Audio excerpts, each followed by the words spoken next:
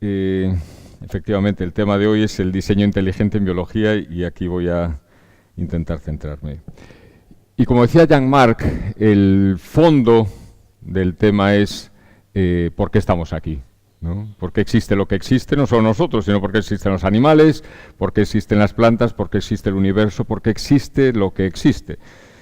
Y hace siglos, pues esta pregunta se le haría a los filósofos, después se le haría a los teólogos, y en nuestra época pues se le hace a los científicos. Los científicos parece que son los que tienen, o los que nos movemos en el campo de las ciencias, pues tenemos la respuesta a todo, ¿no? Siempre, en todas las culturas del pasado, se atribuyó lo que existe a un ente superior, ¿no? Sea al sol, sea a los dioses mitológicos, sea al mundo de los espíritus, pero siempre las culturas que han pisado la tierra en el pasado pues atribuían lo que existe a algo que iba más allá de nosotros, ¿no? No sabemos cuándo empezamos, cuándo empezó la humanidad, no tenemos memoria histórica de cuándo empezaron los animales y tal. Entonces se atribuía a un hecho de algo o alguien ahí fuera que había organizado las cosas. Y especialmente en nuestro mundo occidental hay una fecha clave que es 1859, ¿no? Cuando un científico aficionado, que era Charles Darwin, un hombre realmente observador, un hombre serio en muchas de las observaciones que hizo, pues publicó un libro que es El origen de las especies por selección natural. Entonces él lo que proponía es que él no se metió con el origen de la vida, pero lo que proponía es que los animales y por último los seres humanos proveníamos de pequeños cambios progresivos a lo largo de ingentes cantidades de tiempo, ¿no? O sea que nosotros seríamos, por ahora, el punto final de esa evolución lenta y progresiva en cuanto a mejoría, ¿no? Nosotros somos más complicados que una ameba o que un pez, pero que habría habido estos cambios lentos y paulatinos de los seres vivientes hasta llegar a nosotros, ¿no?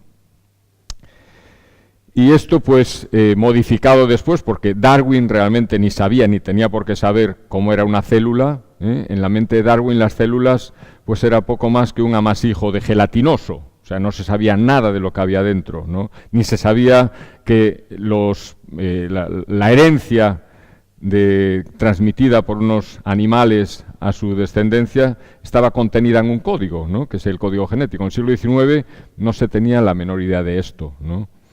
Entonces, pero ya posteriormente pues se elaboró lo que se llama la teoría sintética de la evolución, que vamos a ver a continuación. Y entonces, pues a todos se nos enseñó, a mí como a los demás, pues que nosotros somos el resultado de esa evolución, ¿no? Y el concepto evolucionista no solo se aplica a la biología, sino a la psicología. O sea, todo es el resultado de una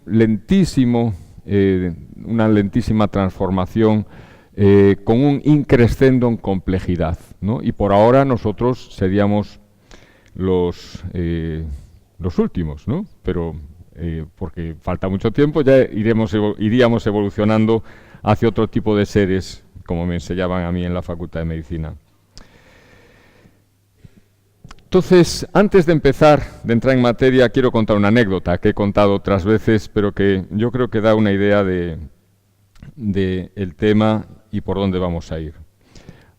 Hace ya 22 años, en el año 95, en la Universidad Complutense de Madrid se organizaron unas conferencias realmente con gente de un nivel altísimo, ¿no? Estaba algún premio Nobel, estaba Christian de Duve, que era premio Nobel en Medicina, estaba Stanley Miller, que si alguno de ustedes se ha interesado en el tema de la biogénesis, pues fue el que sintetizó unos aminoácidos a partir de sustancias no biológicas. Estaba Juan Oró, un insigne catalán, ¿no? Bioquímico, que trabajó en la NASA, entonces en España era realmente alguien muy considerado. Y estaban un catedrático de genética, que no era evolucionista, bueno, gente de un nivel altísimo. Entonces, la conferencia magistral estaba a cargo del profesor Oró, de Juan Oró. Y su conferencia se titulaba Del helio al hombre. Del helio al hombre. Entonces empezó explicando que había habido un Big Bang, una gran explosión, que la materia en un momento histórico, hace unos 13.500 millones de años, pues estaba a una concentración absolutamente inimaginable para la física que conocemos y que de repente explotó. De ahí pues surgieron primero el hidrógeno, luego el helio, los distintos átomos de la tabla periódica de los elementos y tal. Entonces todo esto estaba en unas nubes, esas nubes se fueron condensando, fueron formando las galaxias, se fueron formando el sistema solar. Hace unos 4.500 millones de años pues se formó la Tierra. Entonces en un océano primitivo, un poco de agua, y en la falda de un volcán pues reaccionaron unas moléculas y se formó la primera célula. Esta célula pues luego fue un animal bicelular, pluricelular, se formó el primer pez, el primer anfibio. De los anfibios por un lado dieron las aves, por otro los mamíferos, y nosotros estamos aquí, después de miles de millones de años. Entonces su moraleja era, pues ya ven ustedes, no somos nada, somos parte de la naturaleza, tenemos que llevarnos bien entre todos, y bien. Entonces somos el resultado de esa evolución a lo largo de miles de millones de años. Entonces yo levanté la mano y le dije, vamos a ver, a mí porque la presentación no fue creemos que pudo haber sido así. No, la presentación es sabemos que fue así. Los científicos sabemos que fue así, ¿no? Entonces yo levanté la mano y le dije, mire, a mí me parece un poco dogmático lo que ha dicho usted y tengo dos preguntas. El agua, dijo el doctor Oro, vino a la Tierra a partir de un cometa. O sea, ¿por qué hay agua en la Tierra? Bueno, pues vino a partir de un cometa, entonces en esa agua fue donde surgió la vida de forma espontánea, ¿no? Entonces yo le pregunté, vamos a ver, tengo dos preguntas. Una, ¿cuáles son las evidencias científicas de que el agua que cubre los 2/3 de la Tierra vino de un cometa? Y dos, vamos a ver, en el experimento de Miller, donde se formaron espontáneamente unos aminoácidos, exige que la atmósfera sea reductora, es decir, que no tenga oxígeno. Supuestamente en la Tierra primitiva no podía haber oxígeno, porque si hubiese oxígeno, esas primeras moléculas que aparecieron ahí se habrían oxidado y se habrían desintegrado, se habrían hecho inútiles, ¿no? Pero en rocas precámbricas, en los periodos geológicos se viven en el precámbrico, o sea, antes de que apareciese la vida, y las rocas más antiguas, o sea, rocas que había en la Tierra antes que la vida apareciese. Pero en esas rocas más antiguas que la aparición de la vida, hay restos de limonita, que son hierro oxidado. O sea que hay evidencias de que había oxígeno antes de que apareciese la vida. ¿Cómo puede usted explicar, me puede decir cómo, sí, o sea, cuáles son las evidencias de que la atmósfera era reductora y de que el agua que hay en la Tierra vino de un cometa? Entonces la respuesta fue, no puedo creerme que usted me dice que soy dogmático. Yo soy cualquier cosa menos dogmático. Es que no puedo explicarme cómo usted me llama dogmático. Y ahí se acabó la respuesta. ¿Por qué no hay respuesta? Porque no hay respuesta. Entonces, yo creo que es importante empezar con unas definiciones. Vamos a ver. ¿Qué es la ciencia y cómo podemos llegar a conclusiones de verdad en cosas de ciencia, ¿no? Y a mí, que trabajo como médico y me gano la vida como médico, no puedo ponerle a una persona una dosis de antibiótico que la va a matar. Yo vivo de la ciencia buena, ¿no? Porque si no, no viviría o estaría en la cárcel. Entonces, ¿y qué es la verdad en la ciencia? La palabra ciencia es del griego episteme, que es conocimiento verdadero, conocimiento que está basado en razones sólidas. Todo saber se puede presentar como un conjunto sistemático de conocimientos racionales cuya validez puede ser demostrada por métodos lógicos o empíricos. ¿Qué es empírico? Porque a veces leemos, no, es que hacen falta pruebas empíricas. Bueno, pues empírico es que está basado o en la experiencia, en los experimentos, o sea, algo que es resultado, llegamos a una conclusión porque se ha hecho un experimento y ha resultado positivo o simplemente porque lo observamos, ¿no? Sabemos que los árboles florecen en primavera. Esto es un hecho científico, ¿no? Porque lo hemos visto. O que el estreptococo se muere con la penicilina, porque lo vemos, ¿no? Ponemos penicilina en estreptococo, el estreptococo se muere. Entonces es un hecho científico demostrado. Y el método empírico analítico es un modelo de investigación científica basado en la experimentación y en la lógica empírica. O sea, uno hace experimentos, observa cosas y saca conclusiones. Y este es el método que se usa para llegar a conclusiones de verdad en las ciencias naturales, entre ellas la biología.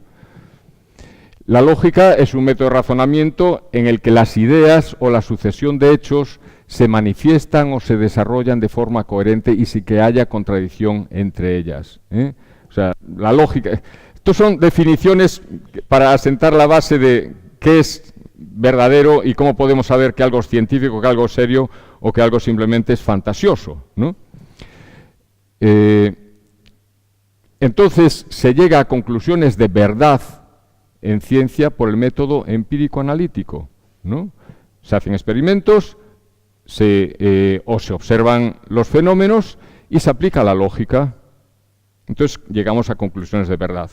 O sea, en un ejemplo de perogrullo, si un señor sale aquí y dice, me voy a suicidar con una pistola a la mano, cierra la puerta, oímos un disparo y aparece el señor muerto, pues lo lógico es pensar que no fue asesinado, que no lo envenenaron, sino que él se mató, porque la lógica de los hechos nos lleva a esa conclusión, ¿no? Y la ciencia debe seguir a la evidencia, guíe a donde ésta guíe, la ciencia buena, ¿eh? Y a lo largo de la historia, y luego vamos a ver un poquitín de ello, pues los hechos demostrados a veces contradijeron las teorías que se tenían y hubo que cambiar la teoría. Los hechos son constantes, las teorías cambian. Y el razonamiento inductivo es cuando se usa un conjunto de hechos demostrados para extraer una conclusión. O sea, observamos hechos y sacamos una conclusión o hacemos una teoría para englobar esos hechos. Y aquí es importante, como decía, en el mundo donde me muevo, hay o bien la medicina basada en la evidencia, la medicina seria, o lo que en mi campo se llama la charlatanería, ¿no? Que es hechos más fantasía. Entonces, como anécdota, yo recuerdo una señora que había tenido una oclusión venosa y que yo le dije, mire, usted tiene que recibir láser porque está demostrado científicamente que la única forma de tratar esto es dándole láser. La señora me dice, no, es que yo quiero ir a un curandero que a ver si... Claro, luego tuve que volver unos meses después a darse láser. Simplemente porque hay charlatanes que a algo de ciencia añaden fantasía. Otra definición es que es un paradigma, ¿no? Paradigma es como un corsé en el que se meten hechos encontrados. Son modelos. Los logros científicos generan modelos que durante un periodo más o menos largo y de modo más o menos explícito orientan el desarrollo posterior de las investigaciones, exclusivamente en la búsqueda de soluciones para los problemas planteados por esto. O sea, uno hace una hipótesis, ahí se engloban los hechos que se van encontrando hasta que algo la contradice. Entonces dice, no, este modelo donde estamos englobando esto no es válido porque encontramos un hecho demostrado que no encaja en eso. Entonces hay que cambiar el modelo, el paradigma, la teoría, ¿no? Y hay en la historia un montón de paradigmas fallidos, o sea, que se demostró posteriormente que no eran ciertos. Uno es el geocentrismo, ¿no? Durante siglos se creyó que el Sol giraba alrededor de la Tierra, muchos siglos. Ahora sabemos que no. El geocentrismo es un paradigma para comprender la astronomía que es fallido. La teoría del flogisto, ¿por qué arden las cosas? Y se creía que el flogisto era un material, algo que tenían algunos cuerpos que les hacía arder. Hoy sabemos que no es así, ¿no? O la generación espontánea. Hasta el siglo XVIII, XIX, pues uno dejaba un trozo de carne en la calle o en casa y aparecían moscas. perdón, aparecían gusanos, luego los gusanos se convertían en moscas. Entonces se creía que simplemente los gusanos aparecían por generación espontánea, o sea que aparecían, salían de la nada. Y esto que ahora nos parece una locura, fue la creencia científica general durante muchísimos siglos, que existía la generación espontánea, o sea que surgían del aire, ¿no? Hoy sabemos que, y después del experimento de Pasteur, ¿no?, cogieron un trozo de carne y lo dejaron al aire, cogieron un trozo de carne, lo metió en un matraz y tapó la entrada, y si no entraban moscas, no había gusanos, ¿no? Entonces, la generación espontánea quedó anulada. O la teoría del éter, ¿no? Se pensaba que el éter era una sustancia que rellenaba todo el universo, y hoy también sabemos que no. Son paradigmas que a lo largo de la historia los hechos los han hecho caer, ¿no? Hay hechos científicos demostrados que dicen, pues no podemos encajar eso ahí. ¿Y qué es la biología? La biología es la ciencia que estudia la estructura de los seres vivos y de sus procesos vitales. ¿Y qué es la vida? ¿Qué se define como vida? Pues es un sistema autónomo, eso significa que nace, crece, metaboliza, responde a estímulos y muere, y replicante, que se puede dividir. Entonces los virus, por ejemplo, no se consideran vida. Por ejemplo, una piedra tampoco, ¿no? Porque por sí solos no pueden replicarse ni tienen mecanismos de metabolismo. Entonces, volviendo a la pregunta inicial, ¿por qué existe la vida? ¿Por qué estamos nosotros aquí? ¿Por qué existen los gladiolos y los lagartos y los peces y las amebas? ¿Es debido a una evolución de las especies? Bueno, pues es lo que nos han enseñado a la mayoría en el colegio, ¿no? Y se sigue enseñando.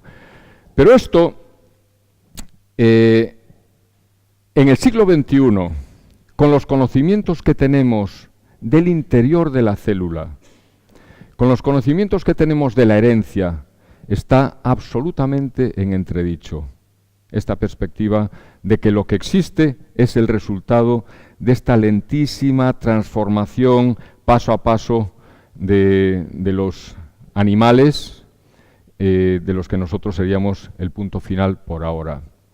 Entonces, vamos a ver una serie de hechos científicos que contradicen frontalmente el paradigma evolucionista, el modelo evolucionista para explicar lo que existe. Entonces, las dudas, bueno, la teoría la definición de teoría es un concepto unificador, y como decía antes, los hechos son constantes, las teorías cambian, en la medida normalmente que se conocen más hechos, ¿no? Bueno, entonces, ¿cuál es la definición de biología? No sé si saben, este es Richard Dawkins, que es uno de los gurús del evolucionismo, ¿no? Es un profesor de biología en Oxford y es absolutamente radical en su perspectiva evolucionista. Entonces, según Richard Dawkins, la biología es el estudio de cosas complicadas que dan la apariencia de haber sido diseñadas con un propósito, pero solo dan la apariencia, es una ilusión. O sea que la biología sería el estudio de los seres vivos que en apariencia están diseñados, pero no están diseñados, es una ilusión, es falso. Quien piense que están diseñados, no. Y entonces la forma en que se ha llegado al incremento en complejidad y se ha llegado a las diferentes especies es por lo que los fundamentos de la teoría sintética de la evolución: mutaciones al azar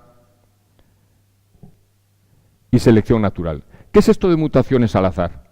Como decía antes, cuando Darwin expuso su teoría, no tenía la menor idea de cómo nació la por dentro. Hoy día, o en los años ya a partir de los 50, sobre todo con el descubrimiento del ADN, de la estructura del ADN, pues se supo que ahí estaba contenida la información de la herencia. Entonces, para que haya un cambio, para que los hijos de una especie sean diferentes, tiene que haber habido un cambio, una mutación. Mutación es simplemente un cambio en el material genético, que hace que los descendientes sean diferentes. Entonces, estos pequeños cambios, junto con lo que se llama la selección natural, o sea que habría habido, y de hecho hay, todos nosotros estamos sujetos a cambios. Nuestro material genético, por la influencia del ambiente, de las radiaciones, de un montón de cosas, tiene errores, ¿no? Tiene cambios con respecto al que heredamos. O sea, nosotros generamos mutaciones que vamos a transmitir. Perdón, que le estaba dando donde no era. Entonces, este es, en síntesis, no lo que dijo Darwin, sino lo que dice la teoría sintética, porque repito que Darwin no sabía de mutaciones genéticas. Darwin habló de selección natural. O sea, para él, las especies en su esfuerzo por adaptarse al medio, pues irían generando cambios adaptativos, y aquellos cambios que realmente fuesen efectivos serían los que pervivirían, ¿no? Y los que serían transmitidos a la descendencia. Es lo que él llamó la selección natural. Dentro de los cambios adaptativos de las especies, aquellas que realmente les hacen adaptarse mejor al medio serían los que pervivirían, ¿eh? Es el concepto de selección natural. Entonces, sería como una rejilla, ¿no? En las especies habría muchas mutaciones, muchos cambios, pero solo sobrevivirían y perdurarían y contribuirían al incremento en la complejidad y en la mejora de las especies aquellos cambios que fuesen mejor para adaptarse al medio. Es decir, un pez que quiere pasar a la tierra, ¿no? Pues aquellos cambios en su estructura o en su... Bueno, Darwin, por supuesto, no sabía dónde estaba el origen de la esencia de un pez, que está en su ADN, ¿no? Pero bueno, que estos cambios harían que fuese capaz de adaptarse a saltar a la tierra, entonces esos serían los que pervivirían, aquellos que fuesen capaces de vivir en los dos escenarios, ¿no? Los anfibios, pero muchos se quedarían por el camino como formas frustradas, ¿no? Bien, entonces, en resumidas cuentas, el darwinismo propone eso, que hay un origen común, aquí en la base del árbol de la vida, que a lo largo de millones de años habría dando todas las diferentes ramas que originarían las diferentes especies, mutaciones al azar, por casualidad, por influencia del ambiente, por lo que sea, y que la selección natural seleccionaría aquellas que van a facilitar la adaptación al medio de esa especie, y el origen de la vida sería por un proceso puramente natural. Eso es lo que se nos enseña hoy, y se nos enseña pues eso, que en la falda de un volcán había una concentración grande de moléculas flotando porque el calor haría que se evaporasen, entonces quedarían más concentradas y ese aumento de concentración haría que reaccionasen entre ellas y eso fue el origen de la vida, simplemente casual. Unas moléculas, lo que se llama la sopa prebiótica, allí en la falda de un volcán porque se fue el agua y pudieron reaccionar entre ellas. Pero, ¿tiene esto realmente el sustento científico en el siglo XXI?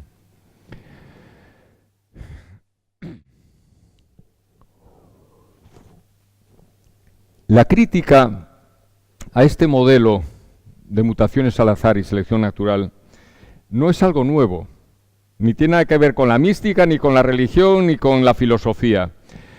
En los años 60, un zoólogo francés realmente prestigioso, Pierre Grasset, en La evolución de lo viviente, empezó a cuestionarse si realmente las mutaciones al azar, por casualidad, podrían ser el motor que generó las diferentes especies y especialmente el incremento en complejidad.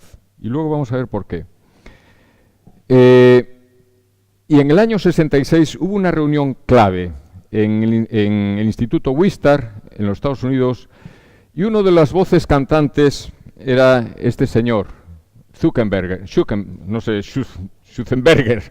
que es un francés.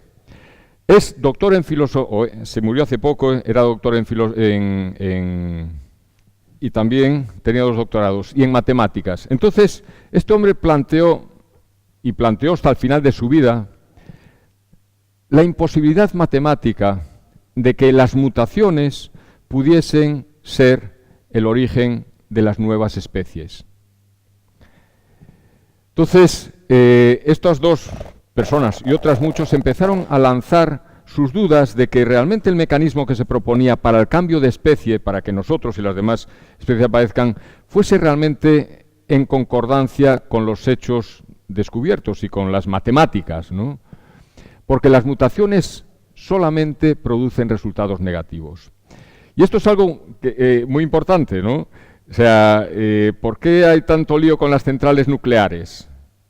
Porque las centrales nucleares, si tienen un accidente, o qué pasó después de las bombas de Hiroshima y Nagasaki, ¿no? Mucha gente murió en el momento, pero después hubo mucha gente que tuvo un montón de enfermedades, o con la explosión en Chernóbil. ¿Por qué? Porque las radiaciones producen mutaciones. Las mutaciones genéticas, en el mejor de los casos, no producen nada,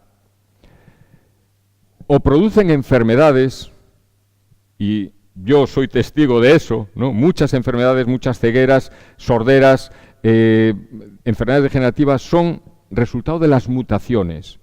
O no producen nada, o producen enfermedad, o producen muerte. Las mutaciones positivas, las mutaciones que supuestamente crearían o órganos o funciones mejorados, son una entelequia. No existen. No existen, no se ha visto nunca mutaciones positivas. En las diferentes especies tienen su carga genética. Y esto, pensando que sí, que podían producirlo, se han hecho multitud de experimentos y a las moscas, la drosofila, se la bombardeó con todo tipo de sustancias mutagénicas, con sustancias químicas, con radiaciones ionizantes, con rayos ultravioleta, a ver si había mutaciones producidas que produjesen pues una mosca mejorada o produjesen una mariposa o un pájaro. Bueno, lo único que produjeron fue que se morían las moscas o que le salía una ala en la cabeza o una pata extra o le faltaban patas, pero nunca se produjo ni otra especie ni algo mejor. Todos los experimentos que se llevaron a cabo y que se llevan a veces a cabo para producir mutaciones no producen nada positivo. Positivo en el sentido de algo mejor, algo que posibilita una mejor adaptación al medio o que genera una especie nueva, ¿no?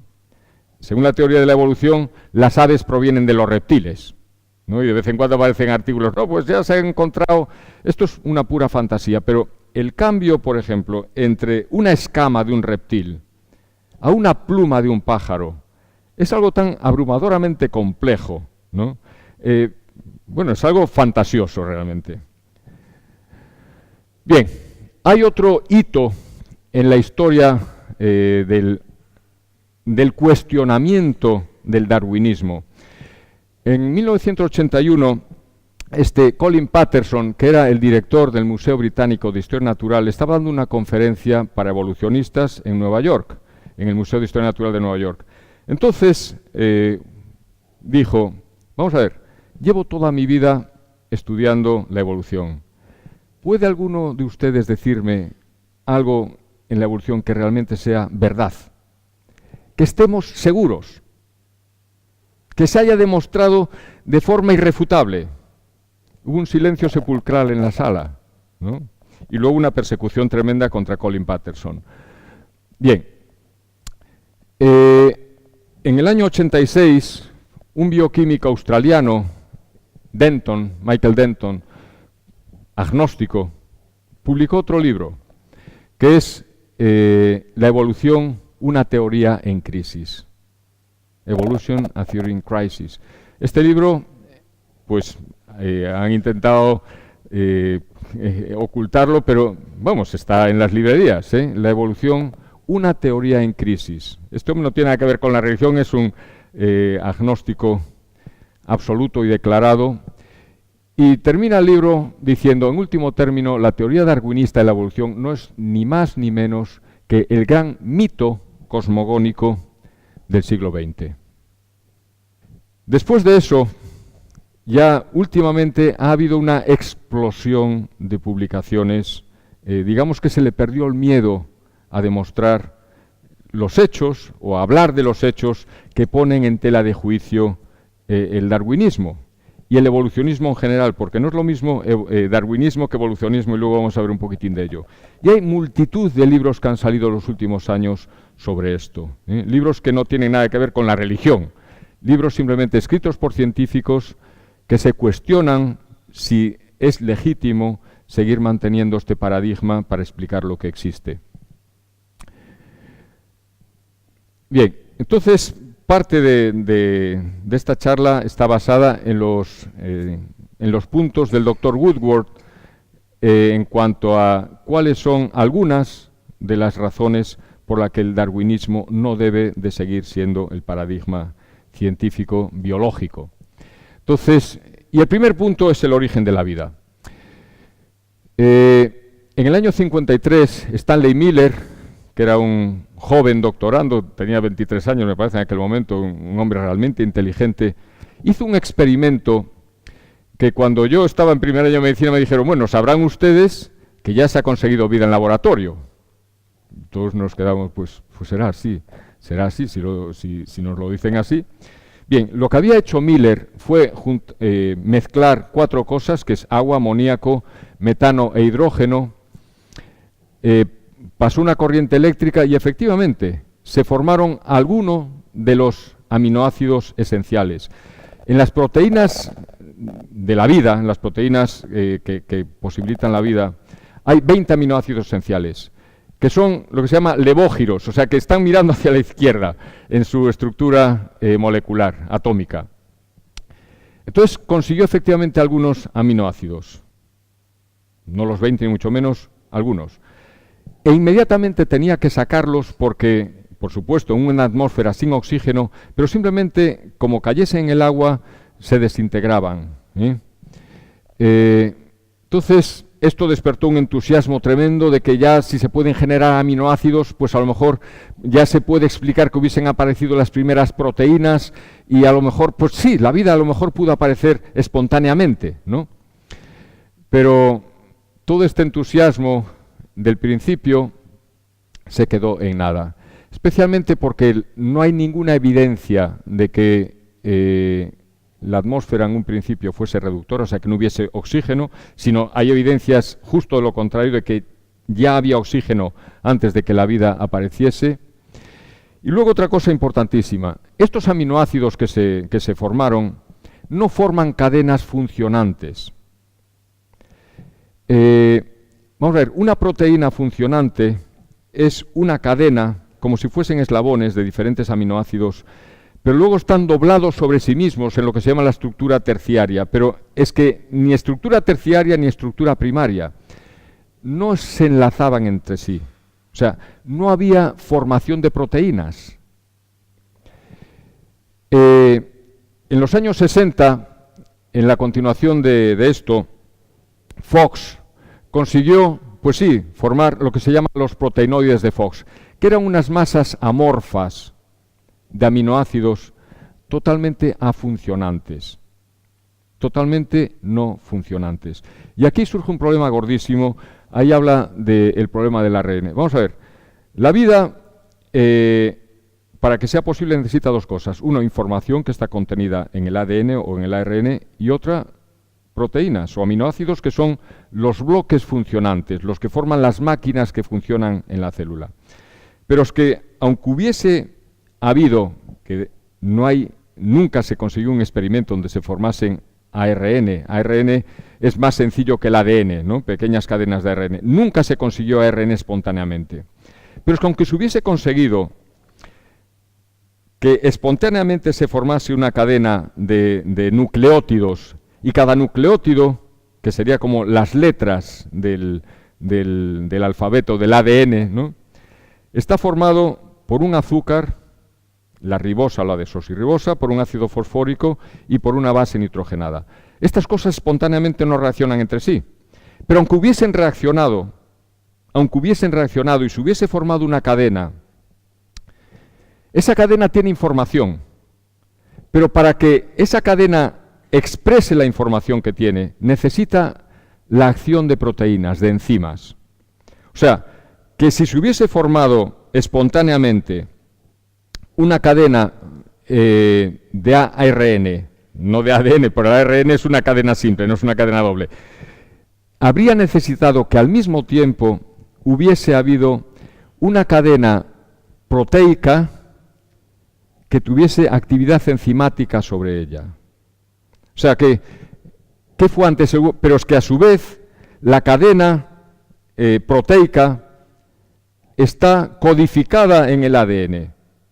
O sea que es algo que es un imposible, ¿no? No se habría podido, aunque se hubiesen fantasiosamente, se hubiesen formado en ese mismo océano primitivo una cadena de ADN o ARN, que es fundamental. No existe ni célula ni virus que no tenga una cadena de ARN o ADN. Tendría que haber existido al mismo tiempo una cadena de aminoácidos, una proteína que tuviese acción sobre ella para que pudiese expresar la información y pudiese o replicarse o llevar adelante los procesos metabólicos que la caracterizan. Entonces es algo sencillamente fantasioso. Y luego vamos a ver a alguien que trabajó toda su vida en eso. Bien, la vida es increíblemente compleja. Es que las células, las bacterias más sencillas, tienen, por ejemplo, el Escherichia coli, que es una bacteria intestinal, tiene 4.288 genes funcionantes. Pero es que cada gen no es una letra de ADN, no una letra del ADN. Hay 4 letras, ACTG, adenina, citosina, etc. Entonces, cada gen es como una frase, pero una frase con muchas letras, y una frase perfectamente en el orden adecuado. Como una sola letra esté fuera del sitio, ese gen no funciona, no se expresa, ¿no? Y no se forma una proteína muchas veces fundamental para la vida. No sé si le estoy cansando, pero es que hay que ir a la profundidad de las cosas. Y vamos a seguir. Bien, Noam Lahab es un profesor israelí que también tiene un libro que se llama Biogénesis, y dedicó mucho tiempo a estudiar la posibilidad de la aparición espontánea, o sea, de la generación espontánea de la vida a partir del agua. Y al final de toda su exposición dice: la alarmante cantidad de especulaciones, modelos, teorías y controversias en relación con cada aspecto del origen de la vida parece indicar que esta disciplina científica se encuentra en una situación casi imposible. No hay ninguna explicación científica seria de cómo pudo haberse originado la vida espontáneamente. Punto. El segundo punto contra el evolucionismo y son realmente dos, y son dos cosas que se presentan como pruebas de la evolución. Una es lo de las polillas moteadas del abedul. Entonces se decía, mira, es que en la Inglaterra del desarrollo industrial, en el siglo XIX, hubo mucha contaminación, entonces había polillas blancas, polillas negras, y entonces los árboles se teñían, entonces solamente sobrevivían las polillas negras, porque claro, las blancas se posaban ahí, entonces venían los pájaros, las comían, y eso es una prueba de la evolución, ¿no? Como el ambiente hizo que solo sobreviviesen las polillas negras. Esto realmente se dice, pero no fue así, ¿no? Y es más, las fotos que se hacen habían puesto a las polillas con un alfiler, pero hubo y sigue habiendo polillas blancas y polillas negras. Esto es algo que, por ejemplo, a mí tuve que estudiarlo, que son los embriones falsificados. Haeckel, que era un materialista radical, un marxista radical, o sea, que tenía motivaciones filosóficas para escribir lo que escribió y para publicar lo que publicó. Perdón.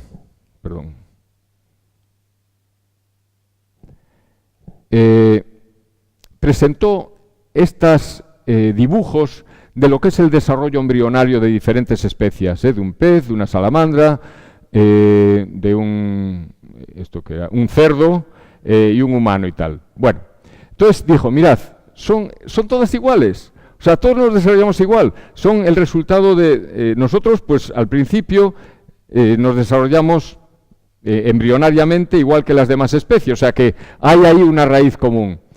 Pero la realidad es que lo que él pinta así, ya desde el principio hay una diferenciación tremenda entre los embriones de las diferentes especies, ¿no? Este sería un embrión humano, este el de una gallina, o sea, pretendiendo mostrar que había una similitud que demostraría esta herencia común, este origen común, estaba faltando a la verdad, porque en el periodo embrionario en el que él marcaba ya hay una diferenciación muy grande entre las diferentes especies. Pero todos empezamos de un huevo, ¿no? Además, otra cosa prodigiosa para pensar un día con calma es el desarrollo embrionario, ¿no? Que es algo absolutamente sobrecogedor.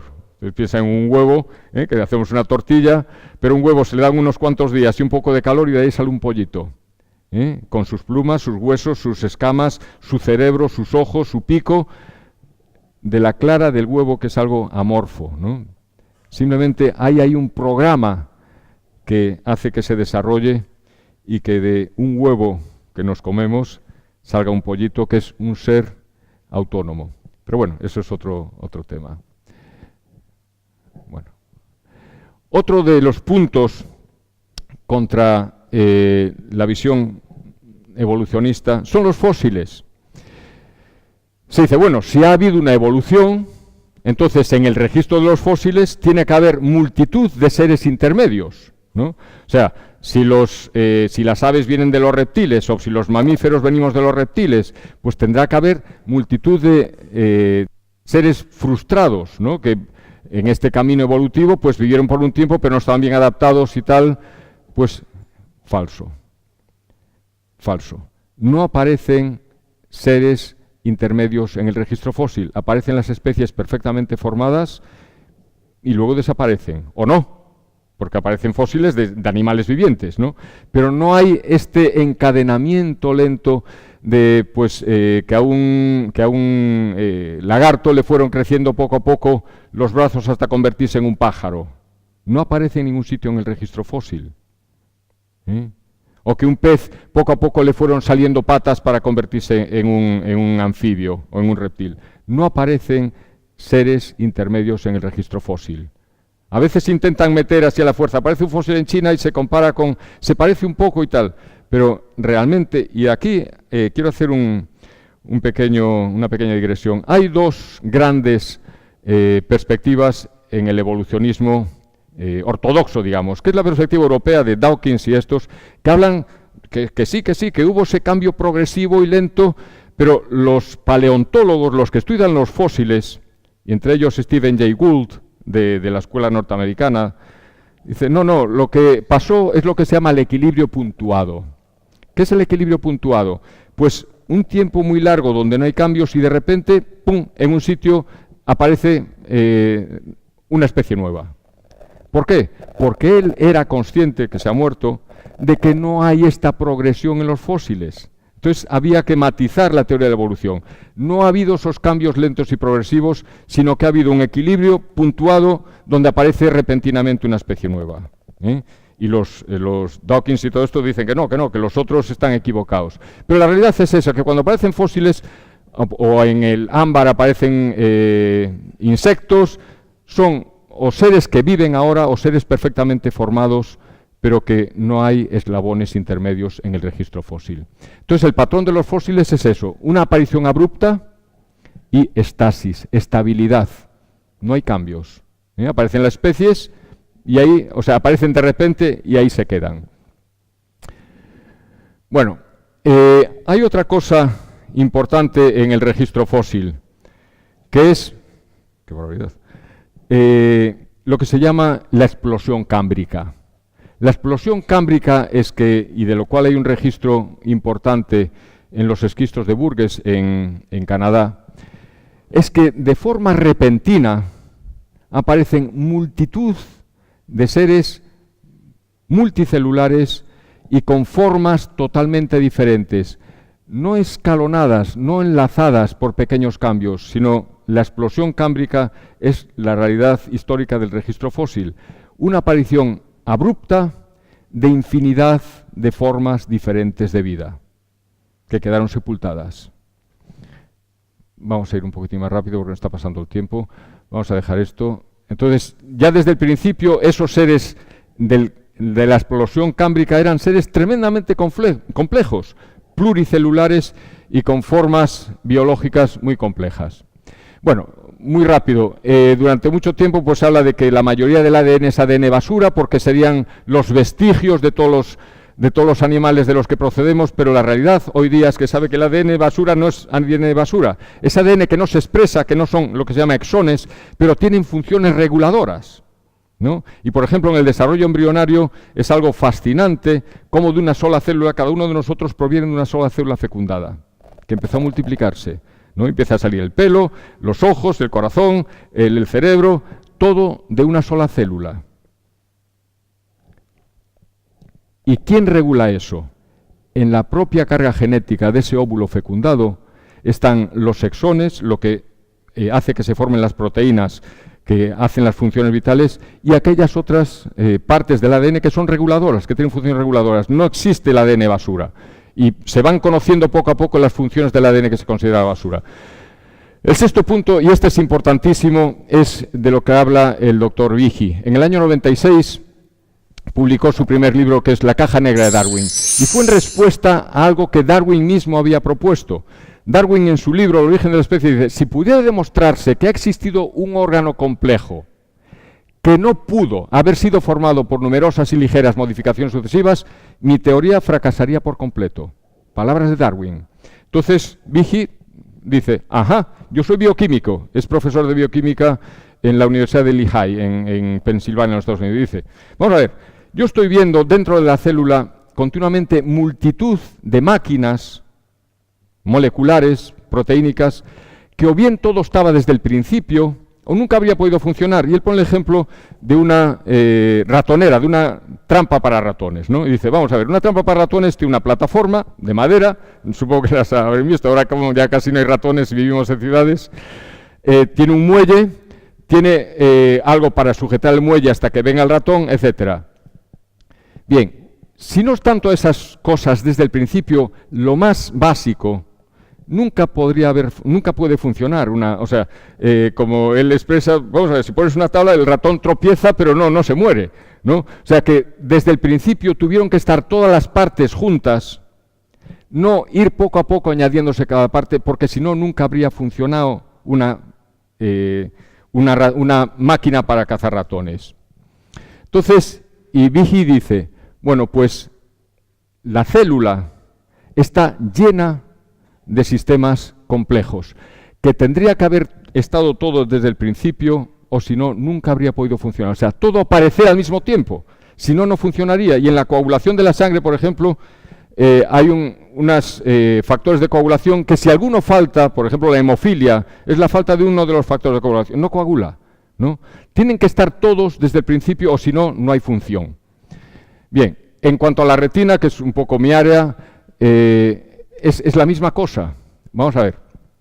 Dentro de la célula fotorreceptora hay unas moléculas, el 11-cis retinal, que se mezcla con la opsina y se forma la rodopsina. Bueno, pues empieza una cascada de activaciones de unas moléculas a otras que acaba con que se abren los poros de la célula, y la diferencia de iones a un lado y otro de la membrana hacen que se origine una diferencia de potencial y una señal eléctrica. O sea, lo único que hace una célula de la retina es mandar una señal eléctrica. Para que se genere esta señal eléctrica, que luego es interpretada en el cerebro, o sea, que no es la retina la que ve, quien ve es el cerebro, porque interpreta una secuencia determinada de señales eléctricas. Para que se produzca la señal eléctrica, tiene que haber toda esta activación de unas moléculas a otras, para que al final se abra el poro, se establezca la diferencia potencial entre el exterior y el interior y sale una señal eléctrica. Entonces, no hay una explicación evolucionista paso a paso para explicar la aparición de la visión. O está todo ahí a la vez desde el principio, o no hay forma. O sea, la rodopsina, si no está dentro de la membrana, o si no está el GMP cíclico, no se abre el poro. Y si no se abre el poro, no hay señal eléctrica. Todo tiene que estar ahí desde el principio. Todas las moléculas tienen que estar desde el principio. Otro ejemplo impresionante de lo que es la complejidad de las cosas a nivel celular es el flagelo bacteriano. Las bacterias se mueven porque tienen como un motor, que en el medio líquido pues les permite desplazarse. Bueno, pues ese es realmente un motor de proteínas, que está compuesto por 20 proteínas diferentes y otras 30 proteínas reguladoras. Está impulsado por una bomba de protones, y lo que es el rotor, lo que es el rotor, gira como unas 6.000 revoluciones por minuto. Pero luego tiene una serie de cojinetes o cosas de esas, como se llaman, que hace que lo que es el flagelo se mueva como a 200 revoluciones por minuto. Es realmente un motor, como un motor fuera borda, con todas las proteínas diferentes en su sitio para poder generar la función. Entonces, Behe vino con el concepto de lo que se llama la complejidad irreductible. Entonces, dice Behe, cuando digo que algo es irreduciblemente complejo, me refiero simplemente a un sistema compuesto de varias partes interactivas, bien ajustadas, que contribuyen a la función básica, en la que la eliminación de cualquiera de las partes lleva al sistema a no funcionar. Y la célula está llena de sistemas irreduciblemente complejos, que tuvieron que estar todas las partes ahí desde el principio. En el flagelo, si no está todo ahí, o sea, un motor que da vueltas si no tiene toda la cola, no funciona. O una cola sin motor no funciona. Todo tiene que estar ahí desde el principio. ¿Es la evolución la mejor teoría? No. Y de forma sintética, el darwinismo no tiene una respuesta científica para el origen de la vida, de forma espontánea, no tiene una respuesta para el origen de las especies y la diversidad de las especies. Las especies no pueden provenir unas de otras por mutaciones al azar, porque las mutaciones no producen algo mejor. Y no tiene una respuesta para la complejidad de la vida, para las máquinas intracelulares. No hay una respuesta progresiva para explicar la complejidad de las máquinas que están funcionando dentro de la célula. Pero el darwinismo no es sinónimo de evolucionismo. Y precisamente porque el darwinismo está en tela de juicio, hay otras muchas supuestas posiciones evolucionistas, no darwinistas. Entonces, Dawkins es absolutamente, pero voy a ir rapidísimo en algunas. Stuart Newman con la originación de la forma organísmica, o sea, ¿por qué aparecen las diferentes formas orgánicas? ¿Por qué hay estrellas de mar que tienen todas esas patas, o hay pájaros, o hay peces, ¿no? ¿Qué es lo que hace que aparezcan las diferentes formas de los organismos, ¿no? Si todos provenimos del mismo? ¿Cómo pudieron haberse originado las diferentes formas morfológicas? Bien, esto es lo que habla este hombre, la formación de... y propone no estos cambios progresivos, sino la presión sobre el tejido embrionario sería lo que originaría estas cosas. Otra es el neolamarquismo. No sé si se acuerdan de Carl Sagan. Ella es la mujer de Carl Sagan y él es el hijo de Carl Sagan, que proponen un mecanismo que no es el darwinista. Proponen lo que se llama la simbiogénesis, o sea que la progresión, los cambios de especie vendrían no de las mutaciones al azar, sino de la mezcla del material genético de diferentes seres, o sea que vendrían bacterias que se juntarían, que aportarían su material genético, vendrían otras, y así, aportando el material genético de diferentes especies, sería el mecanismo de la evolución. Vamos a ver, este es un español que es absolutamente antidarwinista, Máximo Sandín, y él propone que sí, que ha habido una evolución, pero que ha sido por los virus. O sea, lo que habría aportado la nueva información para generar nuevas funciones, órganos, serían la carga genética que aportan los virus. Los virus serían el mecanismo de la evolución. Otros proponen la autoorganización de la materia, o sea, que la materia tendría su capacidad intrínseca de autoorganizarse y ir progresando. Bien, ¿qué es la teoría del diseño inteligente? Ya que para Michael Behe y para otros muchos biólogos la teoría de la evolución darwinista no puede encajarse con los hechos de la ciencia, han propuesto una alternativa. Vamos a ver, una perspectiva filosófica dentro del evolucionismo, lo que se llama el naturalismo científico. El naturalismo científico es la presuposición filosófica de que todo hay que explicarlo de forma natural, de que no se puede dar cabida a una inteligencia exterior. O sea, todo lo que existe tiene que tener alguna explicación natural, por la física y la química, por las leyes de la física y de la química, que serían las que generarían... habrían generado en el pasado todo este aumento de complejidad. Pero ante la imposibilidad y ante la crítica fundada de cada vez más biólogos, dicen, señores, es que estamos en un callejón sin salida. No podemos explicar las cosas que hay en la biología desde una perspectiva darwinista. Entonces ha salido la teoría del diseño inteligente. ¿Qué es el diseño inteligente? Vamos a ver, a la derecha se ve una cara de una montaña, que uno ve ahí y dice, pues sí, pues parece que es una cara, o a veces cuando se ven las nubes dice, pues mira, eso tiene una forma como de oveja, como si fuese unas ovejas, o parece ahí en esa montaña que se ve como una cara, tal. O sea, hay apariencias de diseño, ¿eh?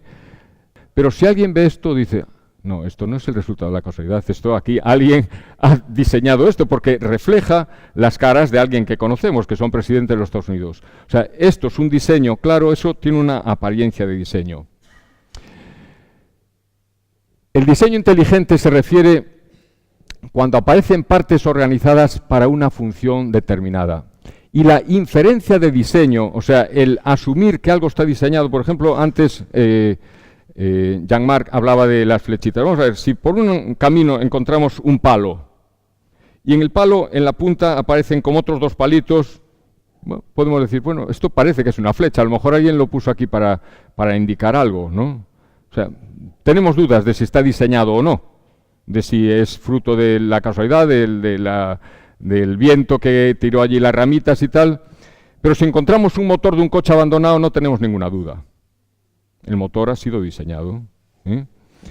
Bien, cuantos más elementos tenga eso que estamos observando, más fácil es llegar a la conclusión de diseño. O sea, la conclusión de diseño no es una conclusión metafísica ni filosófica, sino que es el resultado de la lógica por la que podemos observar los fenómenos naturales.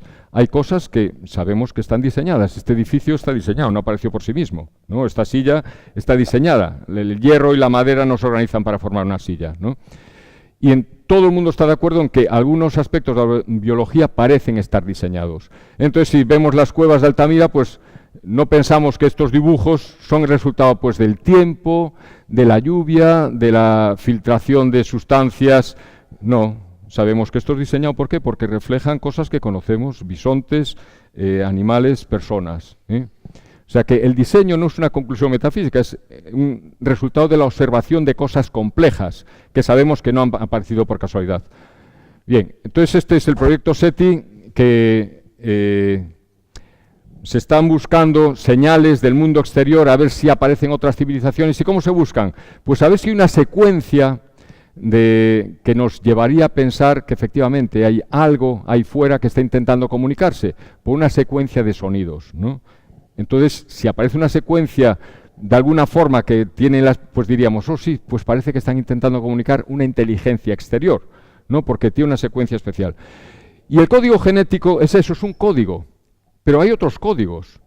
Está el código Morse, que son puntos y rayas, donde la diferente combinación de puntos y rayas representan las diferentes letras, y así alguien transmite mensajes. Está el código Braille de los ciegos, está el código de los ordenadores de ceros y unos, donde las diferentes combinaciones de ceros y unos pues representan las diferentes letras, números, etc. Bien, el ADN contiene información. El ADN es un código que tiene información. En toda la experiencia humana, en toda la experiencia humana, los códigos siempre han sido el resultado de inteligencias intentando comunicar información de formas diferentes. Detrás de cualquier código, detrás de cualquier información, hay inteligencia. En el ADN humano, por ejemplo, hay 3.000 millones de letras. 3.000 millones de letras es el equivalente a una biblioteca que tuviese 1.200 libros, 1.200 libros del grosor del Quijote. Ese es el libro de instrucciones. Pero es que si una sola letra, un nucleótido, está fuera de sitio, es posible que eso genere una proteína que no funciona y que eso haga imposible la vida de esa persona. En 3.000 millones de letras, a veces basta una letra, una mutación en una proteína fundamental para la vida que haga imposible la vida de esa persona o que le genere una enfermedad seria. Y la información es crucial en biología. la información no tiene que ver con el material en que está contenida. O sea, la información es algo inmaterial, ¿eh? O sea, la información no tiene que ver con el papel, con las propiedades físicas del papel, que es celulosa, ni con las propiedades físicas de la tinta. No, esos son medios en los que está transmitida la información. O sea, uno puede recibir un papel de celulosa y unas letras con tinta y puede echarse a reír, si le han dicho que le ha tocado la lotería, o puede echarse a llorar. Si las letras ahí ajustadas le dicen pues que se le ha muerto su padre. O sea, que la información es algo inmaterial, no tiene que ver con el sustrato que la sustenta. Bien, el ADN sustenta información. Tiene un código, tiene unas señales, tiene unas órdenes ahí codificadas. Y en toda la experiencia humana sabemos que siempre detrás de una comunicación de información hay una inteligencia. Si uno se encuentra en una playa, en la arena, Juanito ama a Pepita. No pensamos que es el resultado de la arena, del frío, del mar, y menos si hay una frase, y menos si es un libro, y menos si son 1200 libros. Y en las bacterias más sencillas, pues cientos de libros de instrucciones codificados, con un código químico perfectamente establecido. Entonces, la información es crucial en biología. Darwin no tenía ni idea de esto. La información es la causa de la formación de proteínas. Esa información contenida en el ADN o en el ARN es lo que genera las proteínas. Se cortan trozos, genes, que los ribosomas leen y van juntando los aminoácidos hasta formar las proteínas que funcionan. La insulina, el colágeno, la proteína que sea necesaria para la función que la célula necesita en ese momento. ¿Cuál es la causa de la aparición de información? Siempre una inteligencia. Siempre la aparición de información tiene detrás una inteligencia. Entonces, estos son diferentes soportes de información, sean un jeroglífico, o sea la escritura cuneiforme, o sea un artículo de la Constitución escrita en papel. Tiene información, comunica algo, no tiene nada que ver con el medio en el que está escrito, sea papel, o sea barro, o sea piedra, o lo que sea. Bien, ¿cuál es la definición de diseño? Organización de partes con un propósito. Diseño inteligente, la complejidad de la vida muestra evidencias de diseño, de designio y de inteligencia, no de azar, no de casualidad, y tiempo. Y aquí quiero hacer otra pequeñísima digresión, porque en algunos sitios se dice, no, es que el tiempo hace milagros. Claro, no vemos las cosas porque han ocurrido en tanto tiempo, pero la segunda ley de la termodinámica, como se me enseñó a mí en primero de medicina, es la entropía. La entropía es la realidad absolutamente demostrada de que todo tiende al desorden. Cualquier sistema organizado, el tiempo lo que hace es aumentar la entropía del sistema, aumentar la desorganización del sistema. El tiempo no contribuye a mejorar la organización, sino a que lo que está organizado se desorganice. Y siempre pongo el ejemplo de un coche. Uno deja un Seat Panda o un Clio en la calle 2 o 3 años y no aparece un BMW Serie 7. O sea, o una casa, cualquier sistema organizado, el tiempo per se contribuye a la desorganización. Entonces, ¿cómo puede pretenderse que el tiempo es la clave mágica para ese incremento de complejidad de los sistemas? El tiempo tiende a desordenar los sistemas, a aumentar la entropía de los sistemas. Entonces, ¿qué es el diseño inteligente? El diseño inteligente es una teoría científica porque empieza con los datos, las máquinas complejas intracelulares y la información en el ADN, de lo cual Darwin ni sabía ni tenía por qué saber porque no se conocía en aquel momento. Usa la lógica habitual de las ciencias naturales, la inducción. Estos son los hechos, sacamos conclusiones. Si aparece 1200 libros, el equivalente a 1200 libros de información, ¿cómo voy a pensar que esto viene de casualidad? Una página del periódico se escribe por casualidad ella sola. Es un argumento científico porque no hay forma de explicar las máquinas complejas o la información de forma natural y está justificado racionalmente. No tiene nada que ver con la mística, tiene que ver con los hechos observados en la biología.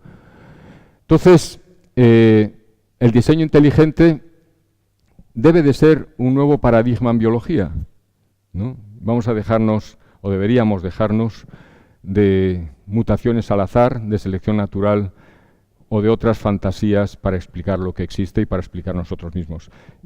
Aquí hay una pequeña película, yo no sé si están cansados, y además hay una pequeña película, simplemente es una película hecha por la Universidad de Harvard. Bueno, vamos a ver.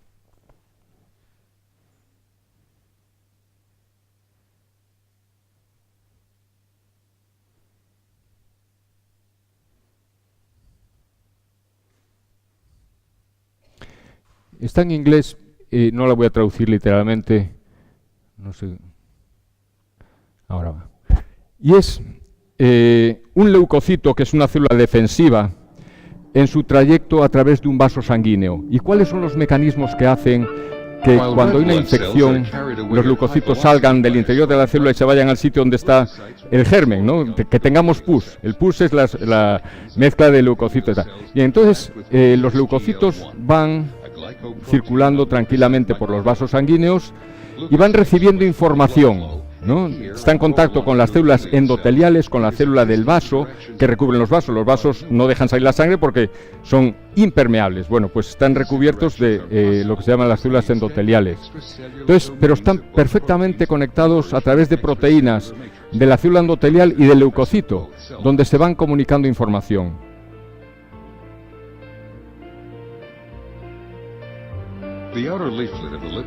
Esto es la superficie externa de la célula, ¿no? La membrana. La membrana es una estructura tremendamente compleja de proteínas, de lípidos y de proteínas. La membrana de una sola célula. Entonces, ahí pues van circulando diferentes células que están receptoras y para comunicar información a los leucocitos. Cada una de estas bolitas serían proteínas, cadenas de proteínas, ¿no?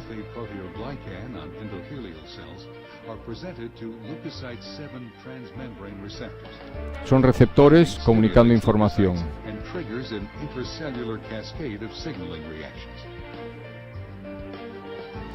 En el interior de la célula, las células tienen una cierta forma o consistencia porque tienen unas estructuras que las soportan como si fuesen andamios, ¿no? Que no hacen que se aplaste todo como si fuese gelatina.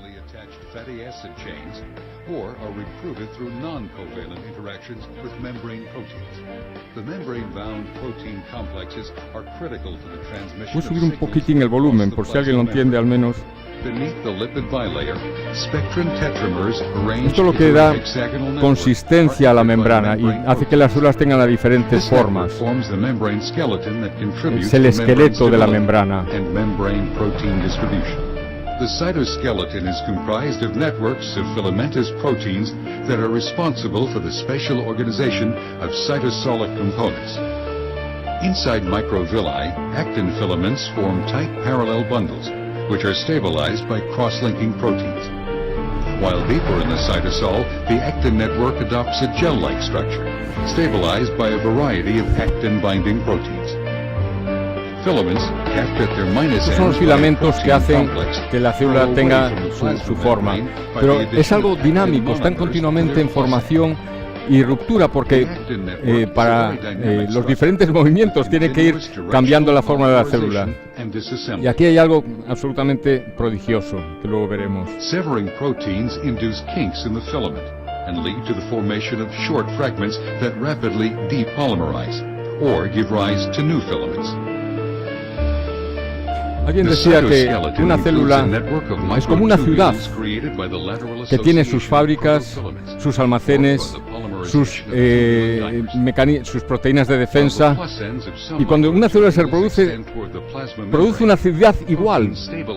No es algo amorfo, no, produce una serie de sistemas increíblemente complejos. Estos son los canales. Esto es la quinesina, es una proteína que literalmente es así. Tiene patas y se va moviendo por la célula transportando vesículas que han sido producidas en otro sitio. La quinesina. Membrane-bound organelles like mitochondria are loosely trapped by the cytoskeleton. Mitochondria change shape continuously, and their orientation is partly Las mitocondrias dictated by their interaction son with las proteins. centrales nucleares de las células. O sea, en las mitocondrias se producen, se degradan, pues la glucosa, se degradan las cosas que comemos y producen energía, la energía que necesita la célula para las diferentes funciones que esa célula específica realiza, que son diferentes en una célula intestinal, que una célula del corazón, que una célula del cerebro. Pero la energía la aportan, lo mismo que aquí nos llega por los cables de la energía que se produce en una central nuclear o en un salto de agua, pues las mitocondrias son las que producen esa energía. Esos son los ribosomas que están recibiendo la cadena de información y están generando proteínas. Esas proteínas que se almacenan o salen y las células del páncreas pues generan la insulina que sale y permite que entre la glucosa en otras células para poder ser alimentadas. The synthesis of cell-secreted and integral membrane proteins is initiated by free ribosomes, which then dock to protein translocators. Bien, ahí están los at the surface ribosomas, of the que son los endoplasmic que reticulum. leen la información que llega y van produciendo las proteínas, van uniendo los aminoácidos y produciendo las proteínas que se almacenan, dependiendo del tipo de célula que sea, para la función que esa célula tiene dentro del organismo. Yo creo que aquí podemos dejarlo, si no nos vamos a prolongar demasiado. Vamos a dejarlo aquí. Entonces, perdón, tengo que apagarla yo. Proteins are transported from the endoplasmic reticulum to the Golgi apparatus. Simplemente que la célula es una estructura de una complejidad tan pasmosa y que evidencia diseño. No aparenta, sino que evidencia diseño. Y tarde o temprano va a tener que cambiar el paradigma, porque es insostenible el evolucionismo en cualquiera de sus ramas. Darwinismo, o neolamarquismo, o por los virus, o simbiogénesis, o lo que sea. No se puede explicar lo que existe por estos cambios progresivos.